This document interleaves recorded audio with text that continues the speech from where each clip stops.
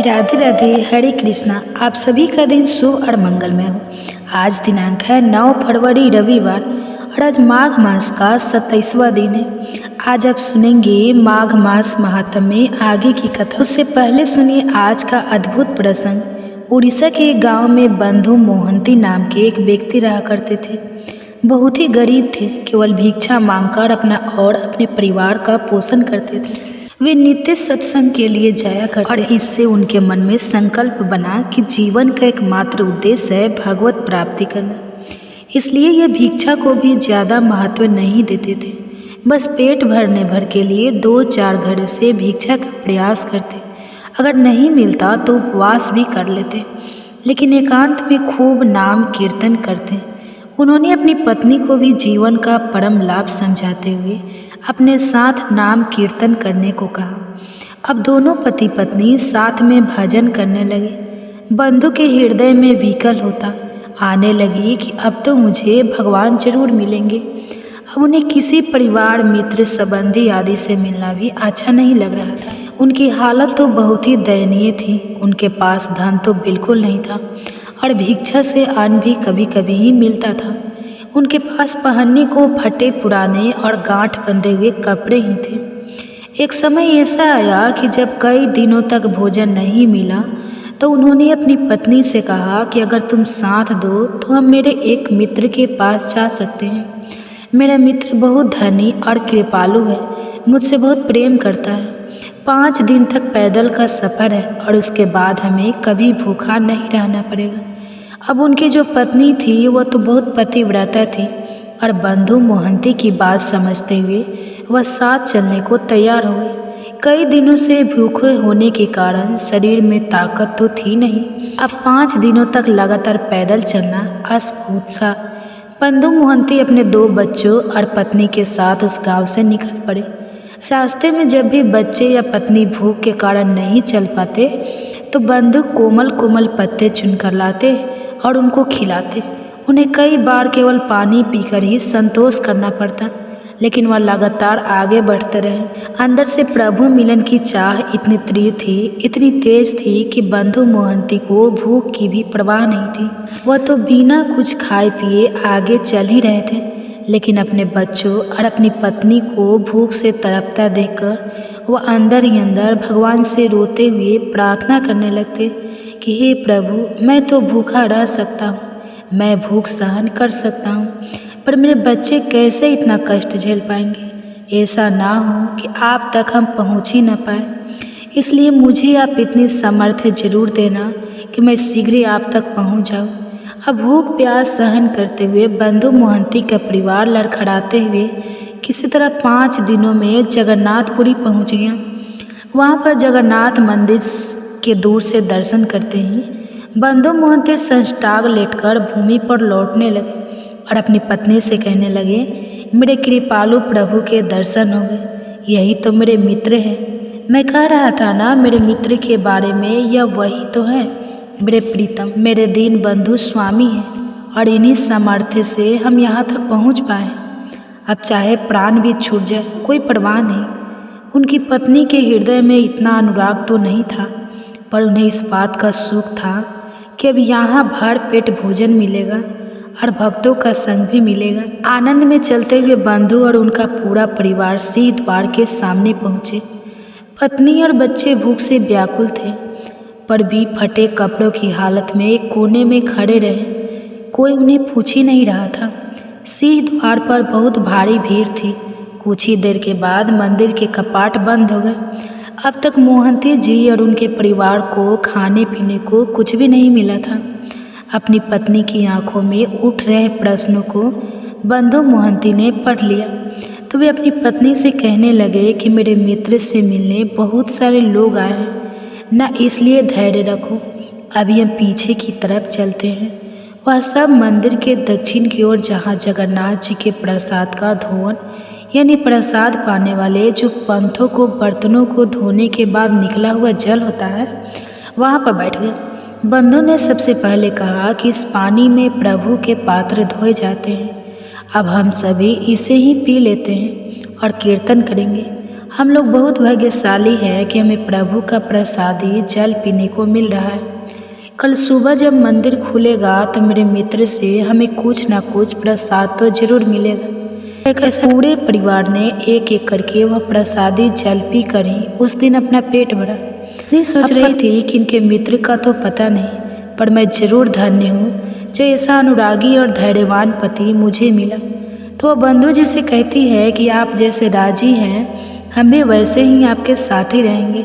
हमें कोई कष्ट नहीं है, कोई भूख प्यास नहीं है। बंधु पूरा समय वहीं जल निकाल कर सबको पिलाते रहे और फिर बोले, अच्छा अब तुम लोग सो जाओ, सुबह मंदिर के कपाट खुलेंगे ना तो हमें सबको प्रसादी मिलेगी। बंधु प्रभु की प्रसन्नता के लिए वहीं बैठकर रात भर नाम जप कीर्तन करने लगे और मन ही मन भगवान को धन्यवाद करने लगे।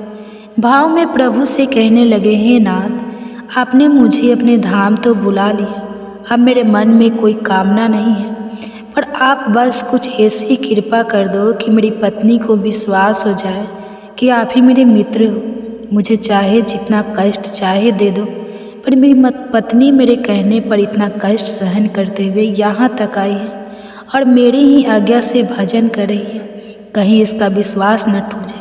नाथ जी के मंदिर में भंडार गृह होता है जहाँ पर कई कई दिनों का प्रसाद रहता है। उस भंडार गृह में रात में ताला लगा दिया जाता है। भगवान वहीं से एक थाल में सुंदर भोजन सजाकर मंदिर के बाहर ले आए और फिर वो एक ब्राह्मण के वेश में खड़े होकर आवाज़ लगाने लगे, बंधु मोहंती नाम का कोई भक्त आया है क्या? देखो भगवान ने तुम्हारे लिए प्रसाद भेजा है। अब रात में बंधु और उनका परिवार वहीं पर सो रहे थे। अपना नाम सुनते ही बंधु झटपट उठ बैठे और अपनी पत्नी से कहने लगे, देखो सुनो कोई पुकार रहा है। या बंधु उठो और घबराते हुए इस तरह गए जहाँ से आवाज़ आ रही थी। वहाँ जाकर देखा तो एक ब्राह्मण हाथ में विशाल रत्न जड़ित थाल में लेकर बहुत सारा प्रसाद लिए खड़ा हुआ था। ब्राह्मण ने मुस्कुराते हुए कहा, प्रभु ने अंदर से तुम्हारे लिए भोग की थाली भेजी है, इसे ले लो और प्रसाद खाकर थाल अपने पास ही रख लेना, मैं कल सुबह उसे वापस ले लूँगा। अब तो बंधु का हृदय विकल होने लगा और कांपते हाथों से उन्होंने थाल अपने हाथ में ले लिया। फिर वो अपनी पत्नी से कहने लगे कि देखो मैं कह रहा था ना कि मेरे मित्र मुझसे बहुत प्यार करते हैं। अब सब सारी भीड़ चली गई तो उन्हें फुर्सत मिली है और फुर्सत मिलते ही उन्होंने हमारे लिए प्रसाद भेज दिया ना। ऐसा कहते कहते वह एकदम आनंदित होने लगे। आज कई दिनों के बाद उनके परिवार ने भरपेट भोजन किया।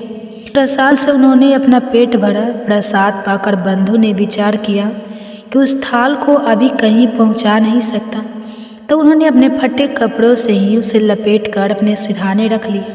अगले दिन सुबह हुई और सुबह जब भंडार गृह खोला गया तो सबने देखा कि सारी सामग्री अस्त व्यस्त थी। भोग का थाल कहीं गायब था और प्रसाद भी बिखरा हुआ था। इतना बहुमूल्य थाल गायब होने पर सब हैरान थे। अब कुछ लोग थाल ढूंढने बाहर निकले। बाहर नाले के समीप जाकर उन्होंने देखा कि रत्नों वाला थाल तो एक फटे कपड़े में बंधा हुआ चमक रहा था। खूब हल्ला मच गया और सारे सेवक बंधु मोहंती को मारने पीटने लगे। कहने लगे यही चोर है, इसी ने थाल चुराया है। बंधु की पत्नी रो रो कर कहने लगी कि कैसे मित्र है तुम्हारे, रात में तो प्रसाद खिलाते हैं और सुबह पिटवाते हैं। तुम तो कहते थे बड़े कृपालु हैं, यह होती है कृपा।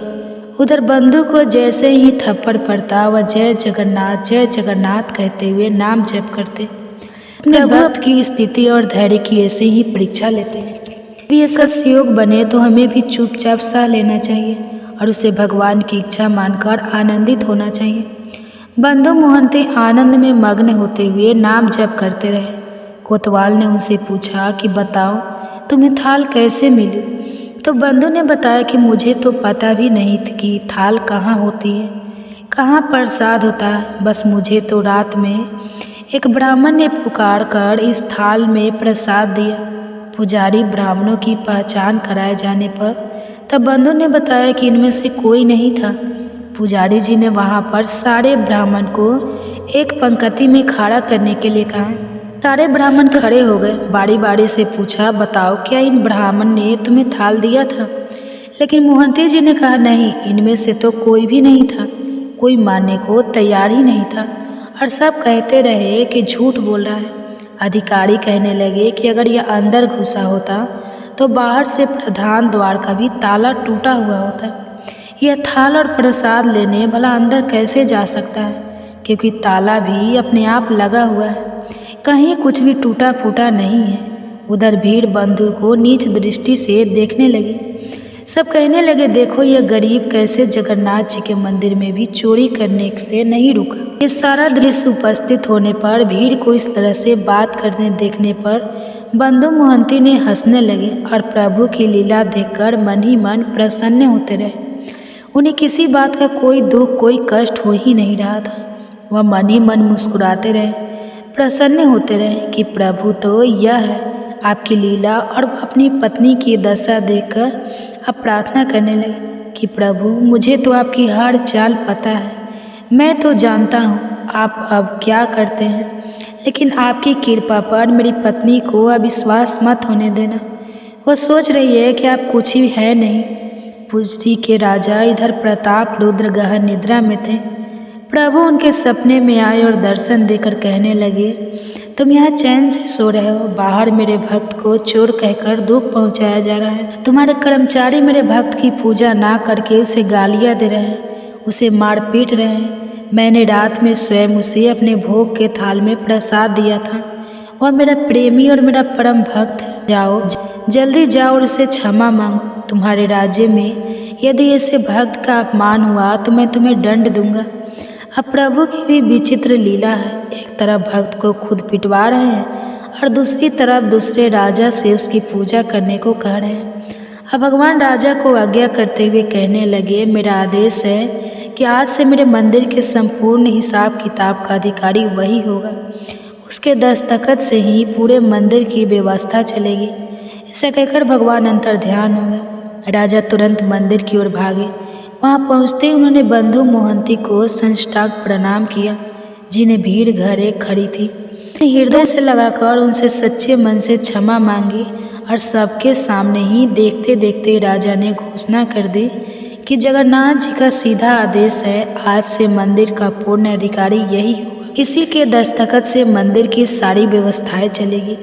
बंधु वहीं अपने फटे पुराने कपड़ों में हाथ जोड़कर दयनीय भाव से खड़े रहे। राजा ने उनसे कहा कि प्रभु ने जो आदेश दिया है, कृपया आप उसे स्वीकार करें। आज भी जगन्नाथपुरी में बंधु मोहंती जी के वसंज मंदिर की सेवा करते आ रहे हैं। सारा हिसाब किताब उन्हीं बंधु मोहंती जी के वंशज संभालते हैं। और इस कथा से हमें पता चलता है कि प्रभु को प्रसन्न करने के लिए यह बिल्कुल जरूरी नहीं कि आप कैसे हो, आप धनी हो या उत्तम कुल के हो। प्रभु के लिए प्याज और अपनापन यदि हो तो वह रीत जाते हैं। फिर आप चाहे किसी भी दशा में क्यों ना हो, किसी भी कुल में क्यों ना हो, जन्मे हो, प्रभु आप पर अपनापन लौटाने के लिए आपके पास जरूर आते हैं, अपनी कृपा जरूर करते हैं। तो सभी मिलकर प्रेम से बोलिए श्री जगन्नाथ भगवान की जय, बंधु मोहंती जी की जय। तो यह थी आज की कथा। अब सुनिए माघ मास महात्म का आज का अध्ययन। ओम श्री विष्णवे नमः, ओम श्री उमा महेश्वराय नमः। दोस्तों, आप सभी को माघ मास की पूर्णिमा की हार्दिक शुभकामनाएं।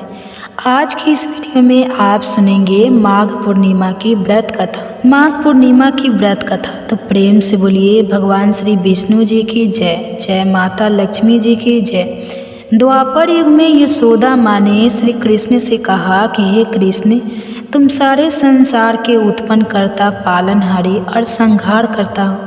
आज मुझे कोई ऐसा व्रत बताओ जिसको करने से मृत्यु लोक में भी स्त्रियों को विधवा होने का भय न रहे तथा यह व्रत सभी मनुष्यों की मनोकामना पूर्ण करने वाला हो। श्री कृष्ण कहने लगे, हे माता, तुमने अति सुंदर प्रश्न किया है। मैं तुम्हें ऐसे एक व्रत के बारे में विस्तार से बताता हूँ। सौभाग्य की प्राप्ति के लिए स्त्रियों को 32 पूर्णिमा व्रत करना चाहिए।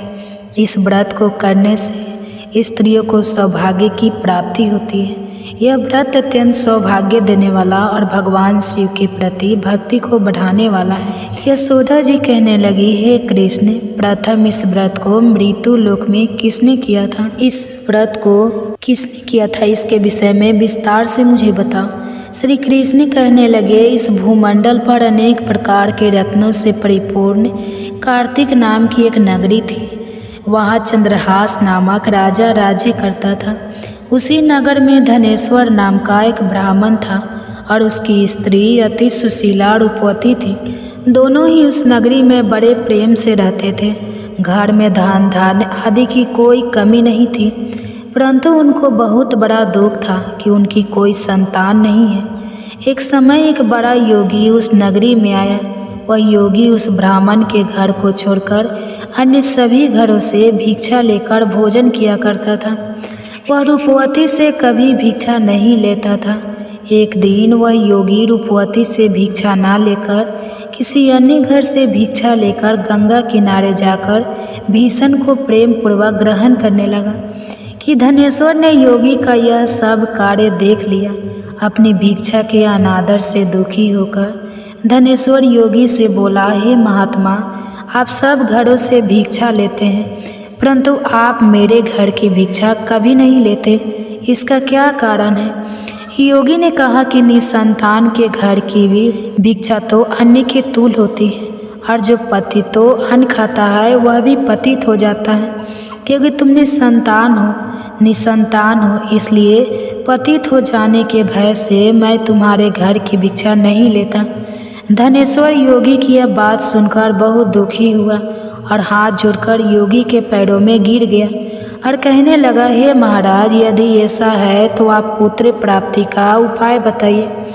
आप सर्वज्ञानी हैं, मुझ पर कृपा कीजिए। हे भगवान, मैं धन की कोई कमी नहीं है, परंतु मैं पुत्र ना होने के कारण अत्यंत दुखी हूँ। आप मेरे इस दुख का हरण करें, आप सामर्थ्यवान हैं। यह सुनकर योगी कहने लगा, हे ब्राह्मण, तुम चंडी की आराधना करो।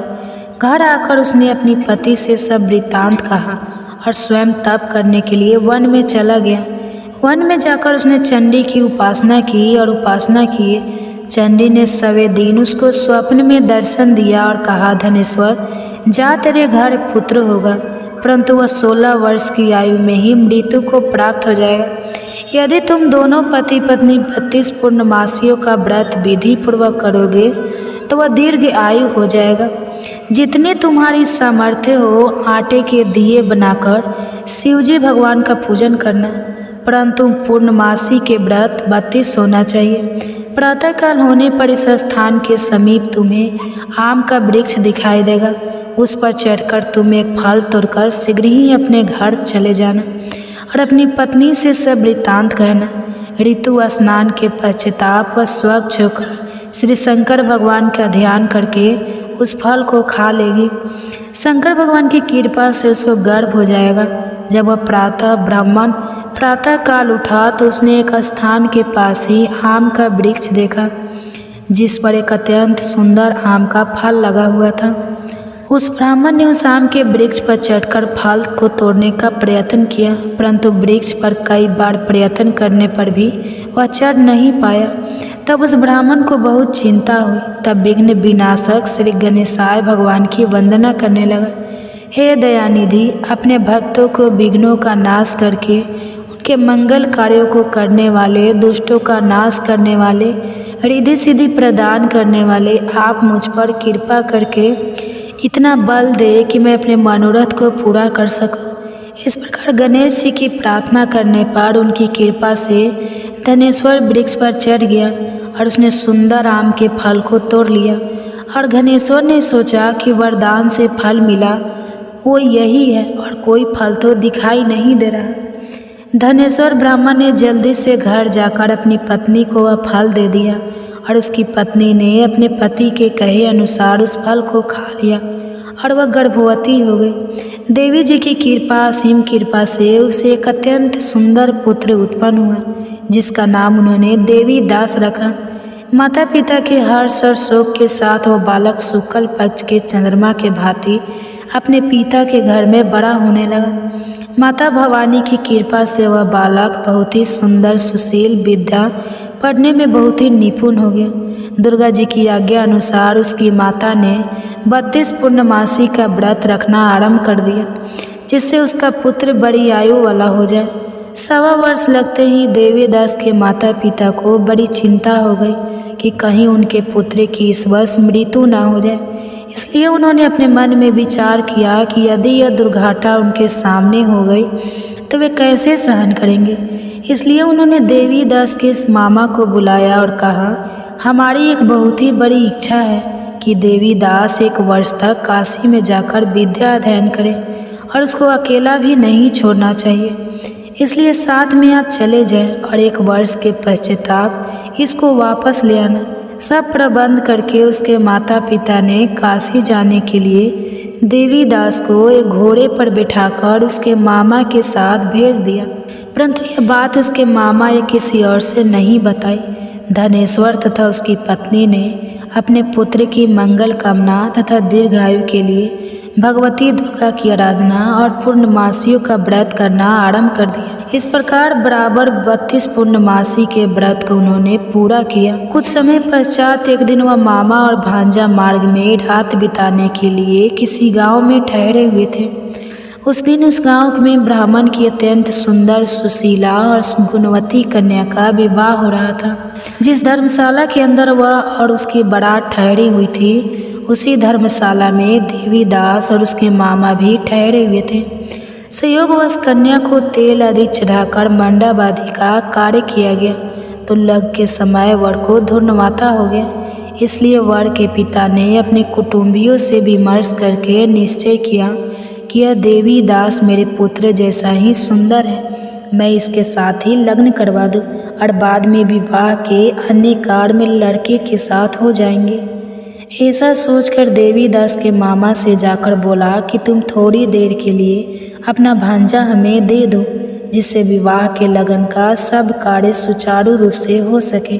तब देवीदास का मामा कहने लगा, जो कुछ भी वधू पक्ष से कन्यादान के समय वर को मिले वह सब हमें दे दिया जाए, तो मेरा भांजा इस बारात का दूल्हा बन जाएगा।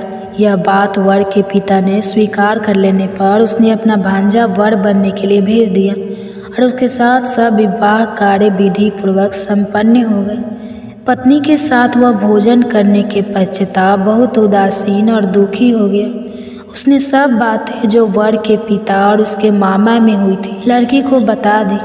तब कन्या कहने लगी कि अब ब्रह्मा विवाह के विपरीत कैसे हो सकता है। देव, ब्राह्मण और अग्नि के सामने मैंने आपको ही अपना पति माना है, इसलिए आप ही मेरे पति हैं। मैं आपकी ही पत्नी रहूंगी, अन्य किसी की नहीं। देवीदास ने कहा, ऐसा मत करिए क्योंकि मेरी आयु बहुत कम है, मेरे पश्चाताप आपकी क्या गति होगी। इन बातों को अच्छी तरह विचार कर लो। परंतु वह दृढ़ विचारों वाली लड़की थी। वह बोली, जो आपकी गति होगी वही मेरी गति होगी। प्रातःकाल देवीदास ने अपनी पत्नी को 3 नागों से जड़ी हुई एक अंगूठी दी, एक रुमाल दिया और बोला, हे प्रिय, इसे लो और संकेत समझकर स्थिर चित हो जाओ। मेरा मरण और जीवन जानने के लिए एक पुष्प वाटिका बना लो, उसमें सुगंधी वाला एक नव मलिका लगाओ और उसको प्रतिदिन जल से सींचा करो और आनंद के साथ खेलो कूदो और उत्सव मनाओ। जिस समय और जिस दिन मेरा प्राणता होगा उस फूल सूख जाएंगे और जब यह फिर से हरे हो जाए तो समझ लेना मैं जीवित हूँ। यह बात निश्चय करके समझ लेना, इसमें कोई भी संशय नहीं है। इतना कहकर देवीदास वहाँ से चला गया और प्रातःकाल होते ही वहाँ पर गाज बाज बाजी बजने लगे और जिस समय विवाह कार्य समाप्त करने के लिए वर तथा सब बाराती मंडप में आए तो कन्या ने वर को भली प्रकार से देखकर अपने पिता से कहा, यह मेरा पति नहीं है, मेरा पति वही है जिसके साथ रात्रि में मेरा पानी ग्रहण हुआ था। इसके साथ मेरा विवाह नहीं हुआ है। यदि यह वही पुरुष है तो बताइए कि मैंने इसको क्या दिया। वधू पक्ष और कन्या पक्ष कन्यादान के समय जो आभूषण आदि दिए गए थे वो दिखाए तथा रात में क्या गुप्त बातें मैंने इनसे कही वह सब सुनाइए। पिता ने उसके कहे अनुसार वर को बुलाया। कन्या की यह सब बातें सुनकर वह कहने लगा, मैं नहीं जानता इसके पश्चाताप लज्जित होकर वह वहाँ से चला गया और सारी बारात भी अपमानित होकर वहाँ से लौट गई।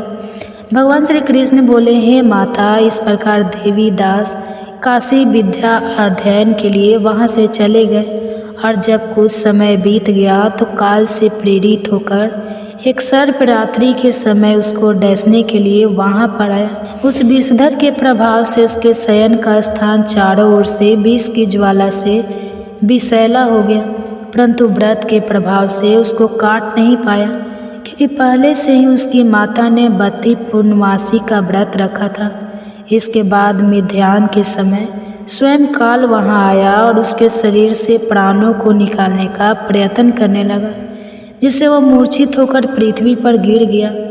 उसी समय माता पार्वती के साथ भगवान शंकर वहाँ आ गए। उसको मूर्छित दशा में देखकर माता पार्वती जी ने शंकर जी से प्रार्थना की कि हे महाराज, इस बालक की माता ने पहले ही 32 पूर्णिमा का व्रत पूरा किया था, जिसके प्रभाव से आप इसको प्राण दान दें। माँ भवानी के कहने पर भक्त वत्सल भगवान शिव जी ने उसको प्राण दान दे दिया। इस व्रत के प्रभाव से काल को भी पीछे हटना पड़ा और देवी दास स्वस्थ होकर बैठ गया। इधर उसकी पत्नी उसके काल की परीक्षा किया करती थी। जब उसने देखा उस पुष्प टीका में पुष्प कुछ भी नहीं हो रहे तो उसको अत्यंत आश्चर्य हुआ, लेकिन जब वह जैसे ही हरी हरी भरी हो गई तो वह जान गए कि अब उसका पति ठीक ठाक है, वह जीवित हो गया है। यह देखकर वह बहुत प्रसन्न हो उठी। अपने पिता से कहने लगी, पिताजी, मेरे पति जीवित हैं, आप उनको ढूंढिए। जब 1.25 वर्ष व्यतीत हो गया तो देवी दास भी अपने मामा के साथ काशी से चल दिए। इधर उसके ससुर उसको ढूंढने के लिए अपने घर से जाने ही वाले थे कि वे दोनों मामा भांजा वहाँ पर आ गए। उनको आया हुआ देखकर उनके ससुर को बड़ी प्रसन्नता हुई और वह उन्हें अपने घर ले गए।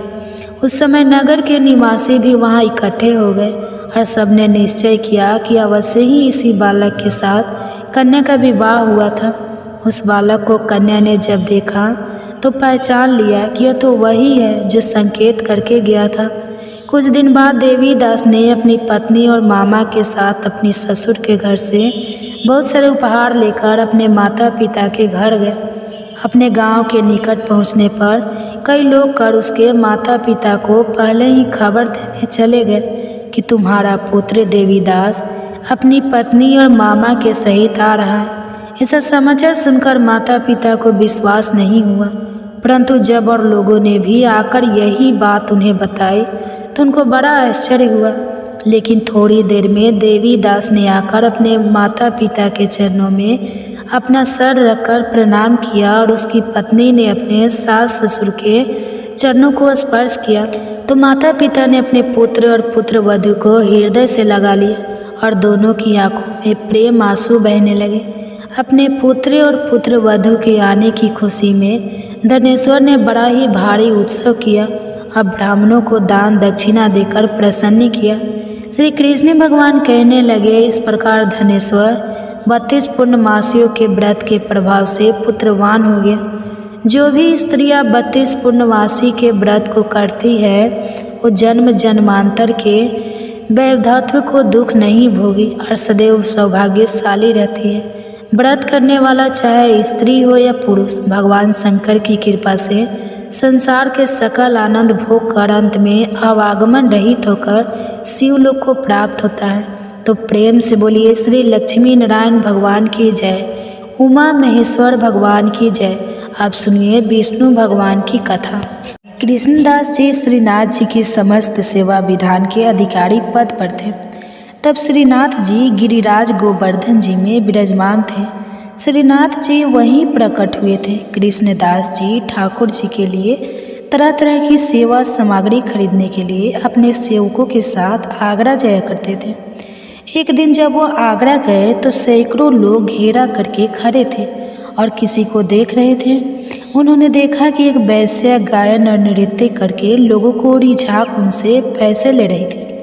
कृष्णदास जी वृद्ध थे और वह भगवान के नित्य सखा थे। वे बहुत ऊंच कोटि के महापुरुष थे।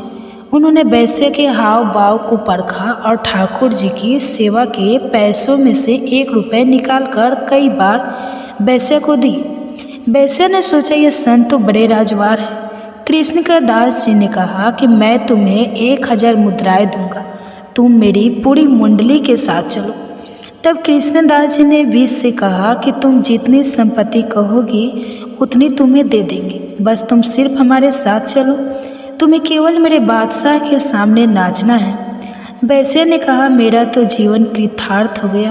पूरे ब्रज क्षेत्र में यह बात फैल गई कि कृष्णदास जी आगरा से एक वैश्य लाए हैं। चर्चा होने लगी कि माया से उनकी बद बुढ़ापे के कारण बदल रही है, लेकिन संतों के उद्देश्य को तो कोई बिरला ही समझ पाता है। संत महाराज जी समझते थे कि ये वैश्य इतना अद्भुत नृत्य और गायन करते हैं, मेरे ठाकुर जी को निश्चित ही पसंद आएगा।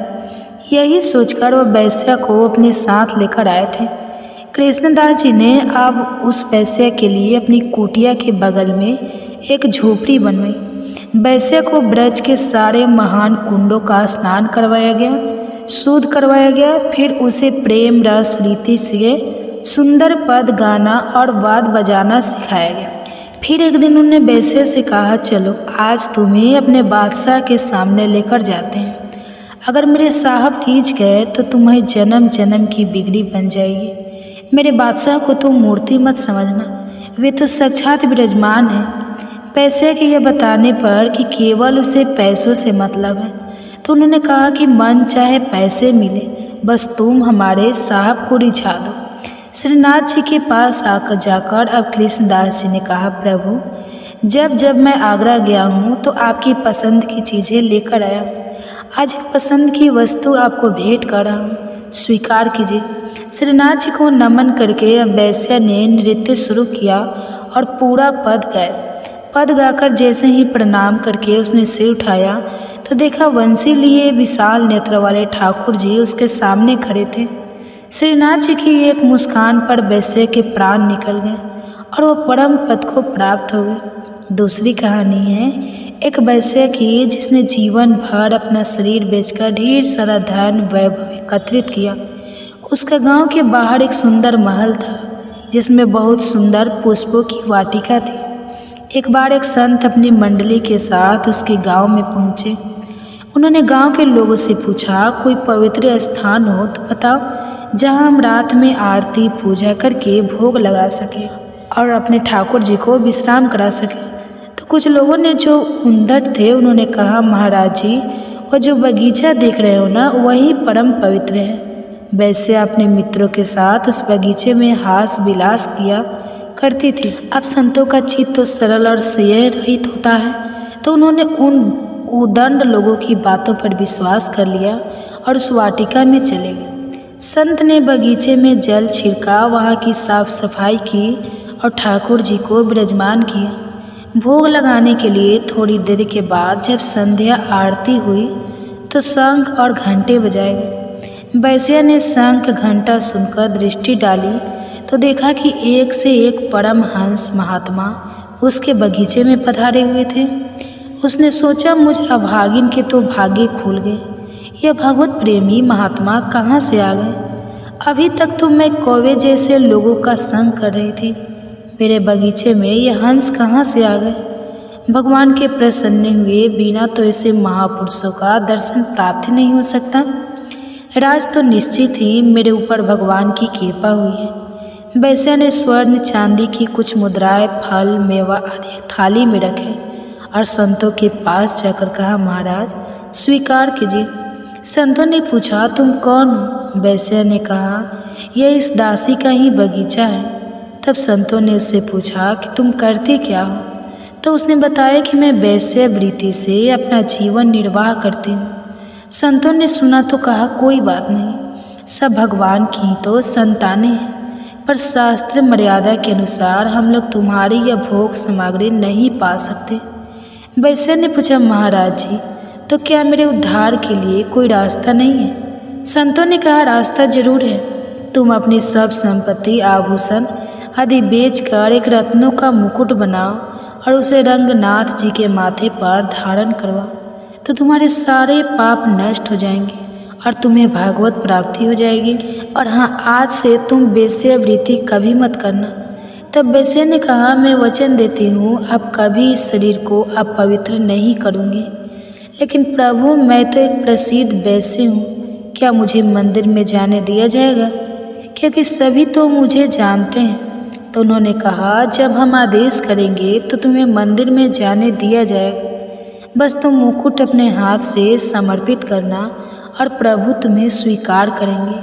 हर कोई आश्चर्यचकित था, कोई समझ नहीं पा रहा था कि गलत आचरण करने वाली अपने हाथों से कैसे भागवत को स्पर्श कर सकेगी, कैसे भगवान के मस्तक पर मुकुट धारण करवाएगी। वेश्या ने अपने सारे आभूषण, अपना सारा धन वैभव बेचकर एक रत्न जड़ित मुकुट तैयार किया। वेश्या मुकुट पहनाने के लिए आगे बढ़ी, लेकिन फिर बीच में ही रुक गई और संतों से कहने लगी, संत महाराज जी, मेरे पाप मेरा पीछा नहीं छोड़ रहे हैं। मैं मासिक धर्म से पीड़ित हो गए हूँ और ऐसी अवस्था में तो मंदिर के अंदर जाना संभव ही नहीं है। रजस्वला स्त्री को भगवान के श्री विग्रह को स्पर्श करना निषेध है, क्योंकि उस समय वह पवित्र स्थिति में होती है। लेकिन संतों ने उन्हें फिर भी जाने की आज्ञा दी। सबने उनको रोका और कहा, आप आचार्य हैं, आप ऐसा कैसे बोल रहे हैं? तो उन्होंने जवाब दिया, अगर रंगनाथ जी स्वीकार कर रहे हैं तो तुम्हें रोकने की ज़रूरत नहीं है। और रंगनाथ जी स्वीकार कर रहे हैं, इसका प्रमाण होगा कि रंगनाथ जी सिर झुका देंगे। जैसे ही वेश्या उन्हें मुकुट पहनाएगी, तो जैसे ही वेश्या उन्हें मुकुट पहनाने गई, आश्चर्य हुआ, चमत्कार हुआ कि रंगनाथ जी के श्री विग्रह का सिर झुक गया और उसका वही परम पद की प्राप्ति हो गई। किंतु कर्म अन्यथा, कर्तव्य आचार्य, गुरुदेव और इष्ट देव सर्वसमर्थ होते हैं। आपकी एक एक सेवा भागवत प्राप्ति में समर्थ है। यदि आप विश्वास कर ले, जो वेश्या संसार के भोगों में लिप्त थी, उसने बस एक महात्मा की बात मान ली तो उसे भागवत प्राप्ति हुई। तो यह थी आज की कथा। आपको कैसी लगी कमेंट बॉक्स में ज़रूर बताइएगा। आप सुनिए आज का अध्याय 68 क्षेत्रों में प्रसिद्ध तीर्थों के बारे में। बताने के बाद श्री सूत जी कहते हैं कि एक बार चंपापुरी नाम का राज्य था, जिसके राजा हंसध्वज जी थे। वह परम धार्मिक थे और धर्मपूर्वक तरीके से शासन करते थे। प्रभु की भक्ति और योद्धाओं की श्रेष्ठ में उनकी बहुत रति थी और वह पूरी प्रजा का अपने पुत्र की तरह पालन किया करते। उनके पुत्र का नाम था सुधन्वा। यह उस समय की बात है जब महाराज युधिष्ठिर अश्वमेध यज्ञ कर रहे थे। तब गुप्तचरों ने हंसध्वज जी को समाचार दिया कि महाराज युधिष्ठिर जी का घोड़ा आपके राज्य की सीमा में प्रवेश कर चुका है। तब राजा हंसध्वज ने पूछा कि क्या भगवान श्री कृष्ण भी साथ में है? तो गुप्तचरों ने उन्हें बताया कि नहीं, वह तो साथ में नहीं है, परंतु उनकी द्वारिका की सेना साथ चल रही है। अब तो हंसध्वज के मन में आया कि अगर भगवान कृष्ण साथ होते तो घोड़े का पूजन करके उनके दर्शन प्राप्त कर लेते। लेकिन अब पांडवों को थोड़ा कष्ट देने के बहाने भगवान के दर्शन करने का उपाय करना होगा, क्योंकि जब पांडवों को कष्ट देंगे तो भगवान तो उनकी सहायता करने के लिए जरूर आएंगे। वो जानते थे कि पांडवों की सहायता के लिए भगवान श्री कृष्ण व्याकुल होकर अवश्य ही उपस्थित हो जाएंगे। इसलिए उन्होंने महाराज युधिष्ठिर के अश्व को पकड़ लाने का आदेश दिया। अश्व के साथ चल रहे थे बड़े बड़े महारथी, जैसे अर्जुन, प्रद्युम्न आदि को युद्ध के लिए तत्पर थे। अश्व को पकड़ते ही हंसध्वज ने हर्षपूर्वक युद्ध का जय घोष किया और तुरंत अपनी सेना को उपस्थित होने का आदेश दिया। उन्होंने साथ ही यह भी आदेश दिया कि अगर किसी ने थोड़े भी देर की तो उसे खोलते हुए तेल की एक बड़ी कढ़ाई में डाल दिया जाएगा। नगाड़े की ध्वनि पूरी होते होते पूरी सेना नगर के बाहर आ जानी चाहिए। स्वयं गजराज पर चढ़कर हंसध्वज भगवान श्री कृष्ण को मानसिक प्रणाम करके अर्जुन जी से युद्ध करने के लिए आगे बढ़े। राजा की आज्ञा सुनकर सारे सैनिक ठीक समय पर उपस्थित हो गए। राजा के आदेश के अनुसार वहीं पर एक बड़ी कढ़ाई में खौलता हुआ तेल डालकर रखा जाने लगा कि अगर कोई देरी करेगा तो उसी को पकड़कर कढ़ाई में डाल दिया जाएगा। जितने भी वीर योद्धा थे वह तुरंत सारे के सारे उपस्थित हो गए, पर राजा के अपने पुत्र सुधन्वा जी समय पर नहीं आए। सुधन्वा जी भगवान के बहुत बड़े भक्त थे और हर समय नाम जप करते रहते। जैसे ही युद्ध की घोषणा हुई तो वह अस्त्र शस्त्रों से सुसज्जित होकर अपनी माता के पास गए और प्रणाम करते हुए कहने लगे, माँ, आज मेरे जीवन का परम लाभ उपस्थित हुआ है, क्योंकि आज मुझे अर्जुन से युद्ध करना है। आज युद्ध कौशल के द्वार मैं उनको ऐसा तृप्त और व्याकुल करूँगा कि उनके सारथी भगवान श्री कृष्ण की हमारे ऊपर कृपा दृष्टि पर हो सकता है। माँ, कि मैं युद्ध के से वापस ही ना आऊँ, इसलिए आपसे आशीर्वाद मांगता हूँ कि भगवान के साक्षात्कार की अपनी कामना पूर्ण कर सकूँ। तब उनकी माता ने उनके कामना पूर्ति का आशीर्वाद देते हुए विदा किया। इसके बाद उनकी बहन ने आकर उन्हें तिलक लगाया, आरती की और उनकी युद्ध में विजय की शुभकामनाएं दी। आगे बढ़े तो सुधान्वा जी की पत्नी प्रभावती, जिनसे उनका अभी अभी ब्याह हुआ था, मुस्कुराते हुए उनके सामने आई। सुधान्वा जी को युद्ध के लिए तैयार देखकर कहने लगी, स्वामी, मैं जानती हूँ कि आज आप महाबली महारथी अर्जुन जी से युद्ध करने जा रहे हैं, और यह भी जानती हूँ कि वहाँ से वापस आना असंभव है, पर इतनी कृपा तो कर दो कि आपके बाद आपको जलाश देने वाला कोई तो हो। तब सुधान्वा जी ने कहा, तुम धैर्य रखो, मैं श्री कृष्ण के बल से अर्जुन को परास्त करके वापस लौटूंगा। प्रभावती जी ने उत्तर दिया, नाथ, आज तक मैंने ऐसा नहीं सुना कि जो श्री कृष्ण से मिलने के लिए गए हो वह वापस लौटो। अब बाहर कढ़ाई में तेल खोल रहा था और राजकुमार सुधान्वा जी को समय पर न आया देखकर महाराज हंस ध्वज को बड़ा कष्ट हुआ कि सुधान्वा ही मेरी आज्ञा का उल्लंघन कर रहा है। इधर सुधान्वा जी की अपनी पत्नी के पुत्र कामना के भाव को पूर्ण करने के लिए रुके हुए थे, लेकिन यह बात महाराज को पता नहीं थी। हंस ध्वज जी ने तुरंत जल्लादों को आदेश देते हुए कहा कि सुधान्वा को पकड़ कर लाया जाए और खौलते तेल में डाल दिया जाए। जैसे ही आज्ञा हुई, सैनिक तुरंत गए और उधर सुधान्वा जी स्नान आदि करके पवित्र होकर बाहर निकल रहे थे। तब सैनिकों ने सुधान्वा जी से कहा कि महाराज का आदेश है कि आपको बंदी बनाकर ले जाया जाए और तेल में डाल दिया जाए, क्योंकि आपने विलम्ब किया है। तो उन्होंने उत्तर दिया कि पहले हमें महाराज के सामने पहुंचने दिया जाए। पिता के सामने जाकर सुधान्वा जी ने उन्हें प्रणाम किया, लेकिन महाराज ने अपनी बात दोहराते हुए कहा कि हमारी आज्ञा के उल्लंघन का जो निर्णय है वही व्यवहार इनके साथ भी किया जाए। महाराज हंस ध्वज के शंख और लिखित नाम के 2 आचार्य थे, जो सुधान्वा जी के नाम जप और भक्ति से बहुत जलते थे। जब उनको अब अवसर मिला तो राजा के पूछने पर उन्होंने सुधान्वा जी को आज्ञा के अनुसार खौलते तेल में डालकर मृत्यु दंड देने को कहा। साथ ही साथ चेतावनी दी कि महाराज पुत्र मोह में आकर अगर उन्होंने उनकी बात नहीं मानी तो वह उनका त्याग कर देंगे। मंत्रियों ने राजा को समझाने का प्रयास किया, पर राजा पुरोहित के विरुद्ध हंस ध्वज जी नहीं जा सकते थे। सुधान्वा जी अर्जुन को व्याकुल कर कृष्ण दर्शन की अपनी कामना पूर्ण होती देखकर ब्याह होने लगे। जैसे उन्हें कढ़ाई में डाला जाने लगा तो वह भगवान को पुकारा कर कहने लगे, हे गोविंद, मुझे मरने का दुख नहीं है, क्योंकि आज मैं मरने के लिए ही तो निकला था, पर मरने से पहले मैं तो आपके दर्शन पाना चाहता था। और अर्जुन के पक्ष से आप मेरी ओर कैसे देखते हैं कि मैं यह देखना चाहता था। अगर अर्जुन के बाणों से भेद जाता और आप सामने होते तो मुझे आनंद मिलता, पर यह क्या कायरों की तरह कढ़ाई में मृत्यु को प्राप्त हो जाऊंगा। हे प्रभु, मुझ पर कृपा करो और मेरी कामना पूर्ण करें। युद्ध स्थल में अर्जुन को व्याकुल करते हुए अपने बाणों से आपकी पूजा करते हुए मरने में ही मुझे संतोष मिलेगा। तब सुधान्वा जी श्री कृष्ण नाम उच्चारण करने लगे और उन्हें खौलते तेल की कढ़ाई में डाल दिया गया। लेकिन काफ़ी देर खौलते तेल में रहने के बाद भी सुधान्वा जी का तो एक रोम तक नहीं जला। उन्हें कुछ नहीं हुआ। सबको बड़ा आश्चर्य हुआ, क्योंकि सबके सामने तेल खोल रहा था, पर नाम का ऐसा चमत्कार था कि सुधान्वा जी प्रसन्न मुद्रा में श्री कृष्ण जपते बैठे रहे। अब राज पुरोहित विचार करने लगे कि आग तो जल रही है, पर सुधान्वा जी को कुछ नहीं हो रहा। तो उन्होंने एक नारियल को कढ़ाई में डलवाया, तो खोलते तेल से वह फटकर नारियल शंख और लिखित से सिर में आ लगा। तेल की गिरी हुई बूंदों से उनके मुख पर फफोले पड़ गए।